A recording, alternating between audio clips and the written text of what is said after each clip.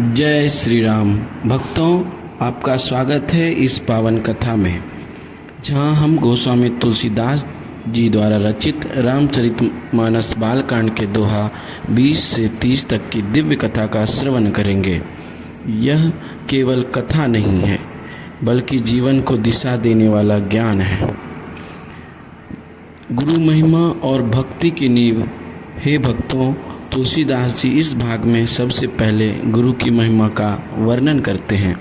वे बताते हैं कि गुरु के बिना ज्ञान प्राप्त करना असंभव है। गुरु वही है जो अज्ञान रूपी अंधकार को मिटाकर ज्ञान का प्रकाश देते हैं। जिस प्रकार सूर्य अंधकार को दूर करता है, उसी प्रकार गुरु हमारे जीवन के भ्रम और दुखों को समाप्त करते हैं। यदि हमें प्रभु श्री राम तक पहुंचना है, तो सबसे पहले हमें अपने गुरु के प्रति श्रद्धा रखनी होगी। गुरु ही वह सेतु है जो हमें संसार सागर से पार कराते हैं। भगवान की कृपा और संतों का महत्व। अब तुलसीदास जी संतों की महिमा का वर्णन करते हैं। वे कहते हैं कि संत इस धरती पर भगवान के ही स्वरूप होते हैं। संतों का हृदय निर्मल होता है। वे बिना किसी स्वार्थ के दूसरों का कल्याण करते हैं। उनकी वाणी में मधुरता और उनके आचरण में पवित्रता होती है। जो व्यक्ति संतों की संगति करता है, उसका जीवन बदल जाता है।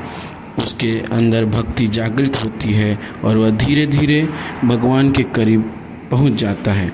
इसलिए कहा गया है, संत संगति में ही सच्चा सुख है। यहाँ तुलसीदास जी संसार की माया का वर्णन करते हैं। वे बताते हैं कि यह संसार एक माया है जिसमें जीव फंसा हुआ है। माया हमें भ्रमित करती है, हमें असली और नकली में फर्क नहीं करने देती। हम धन, पद और अहंकार में उलझ जाते हैं और भगवान को भूल जाते हैं।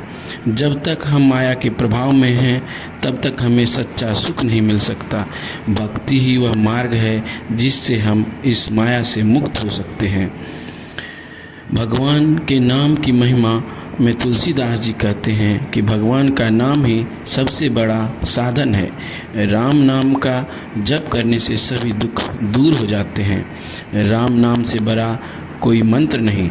राम नाम वह शक्ति है जो मन को शांति देती है, आत्मा को पवित्र करती है और जीवन को सफल बनाती है।